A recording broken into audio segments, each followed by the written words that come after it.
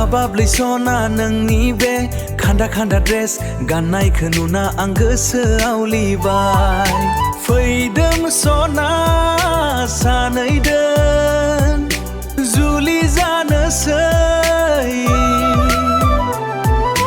नोंनि बे सेक्सि महरखौ नुना आं गोसो जाबाय सना फैदो सना सानैदों जुलि जानोसै।